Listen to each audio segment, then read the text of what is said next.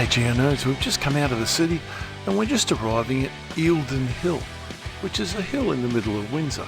Now we're just going to go around it just to show you what it looks like today, and it's a substantial hill. It's about 60 metres high, and it has a reservoir cut into it. We'll have a little bit better look at that in the future. But the reason we're looking at it today is I walked up it this evening, which is awesome, had a good look and took some video. But I'm doing a series, and this is just, will be the start of these hills of the north side of Brisbane. And there are a few of them, and I'm just going to, in this little flyby, whiz over here. This is Wilston Hill, and it's only a few metres different in height to Eildon Hill. And if we pull back, we go across the Grange Heights there, and then over here to Sparks Hill. Again, only a few metres difference. All these hills are the same height, and they have the same geology in them as well. Now we whiz over here to Albion. There'll be more coming up in a new video about this. You've got Bartley's Hill, and back here there's another hill with this school on it. His name escapes me, but they have the same geology. And if you look back, they're in a flat coastal plain, and yeah, it's going to be an interesting thing. So I'm just going to have a quick look at the geology of this whole north side region with you. And this is, of course, the Narrandley Fernvale beds, the purple bit, and the green bit is the Brisbane Tuff, and the hill's right in the middle there. This is a topo of the north side of Brisbane.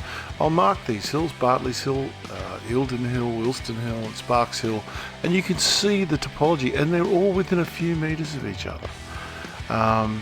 We'll go into that in a video where we talk about the whole hills and the whole geology of it, but right now it's just something I want to draw your attention to.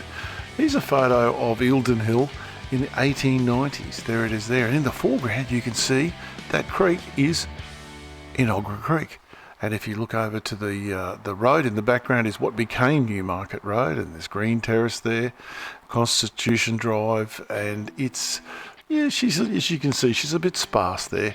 And there was a really good mayor called William Jolly, and he did not want this hill turned into a reservoir because this is what they did to it.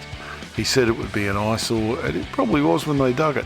This reservoir they dug into this holds 22 million litres of water, and it's still in use today. So this is a seriously good bit of infrastructure. They built it in 1929 to 1930. Didn't take them long to build it. As you can see, they just tossed all the dirt down the outside. So if you go geologizing down the outside, you're getting dirt, but it's not the original rock. There is some host rock there though, and we found that today. Here's a picture of it from the north side, and this house in the bottom right here, if you can still find that today. That house is still there. It looks pretty much the same actually, just from the front it does anyway. You see those railings, it's all still there. Now this is a shot of the hill later on after they'd finished terraforming it. They have, of course, trees have grown up since then. It looks vastly different to this now, but what an eyesore.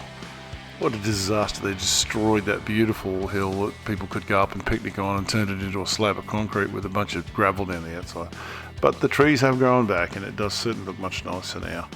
I walked up it today. There's a bunch of tracks up the side, certainly worth doing, not hard to do. They put a beautiful look at it when they actually cut some of the trees down so you can see the city. There's the city looking at over Windsor. A very different picture than a week ago. It was about a metre deep in water.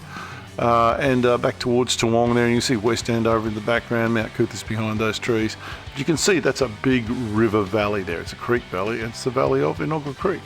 While I was there, I picked up a few bits of rock. Now, this is some of the shale lying around on the top there, and I don't think it's shale at all. I think it's argillite. You can see the crystals in it. There are pieces of silicate in there, a bit of agate in there. Now I just can't think of the common name for agate. I also found a couple of pieces of tuff, this beautiful piece of green tuff, which is not from there, probably brought up in a rock and just chacked off. Look at the inclusions in this, it's just lovely, and the colour is fantastic. Bits of brattia in there, and there was also a nice piece of purple tuff, which is this one.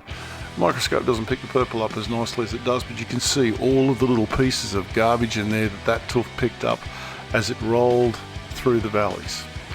Anyway, it's just a short one, something interesting. If you need to know any more, ask me something in the comments. Keep rocking. T-Rock's out.